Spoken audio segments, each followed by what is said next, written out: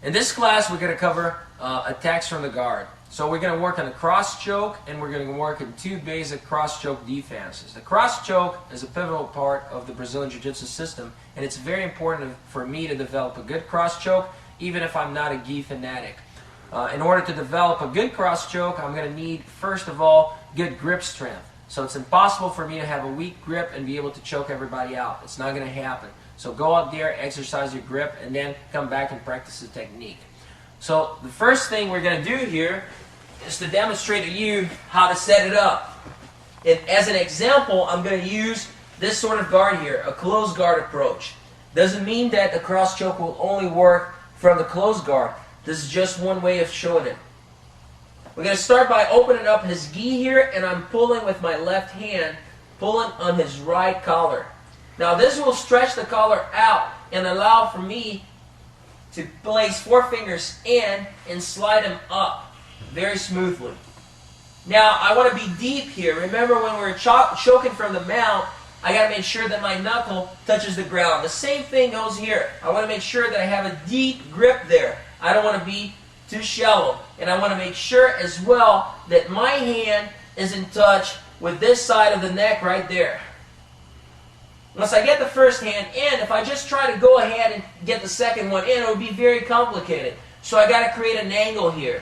This angle will be created by moving on your back and chopping at the same time with the right calf against his body. Here. So I brought my opponent down. His back is almost parallel to the mat, and this is a great position for me to finish the choke. The second hand will now come into play.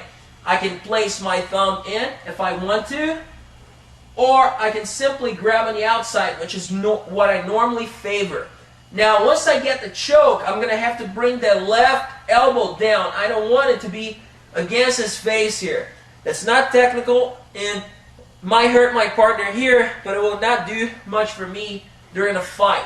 Now, it's very important for me not to stay away from him. If I stay away from my opponent and I try to finish this choke here, it's not going to be very effective. It's very easy for him to just post on my chest here and push away. I'm going to lose the grip, lose the choke. What I want to do instead is, once I get to this position and my second hand comes into play, I'm going to follow the hand. So I'm going to come up doing an ab crunch here. So get control of that second collar and come up. After you come up, you're going to bring your opponent down with your legs and the neck choke. At the same time, twisting your hands so that your palms are now trying to face you, and bringing your elbows towards your ribs. And you're going to get the tap. Now, let's take a look at that again. I start right here. I'm going to pull in that collar. 4 fingers will slide in. I slide my hand all the way up. I now cut the corner, bringing him down also with that leg chop. Second hand will come into play. I'm going to come up with it, and now I bring him down for the finish.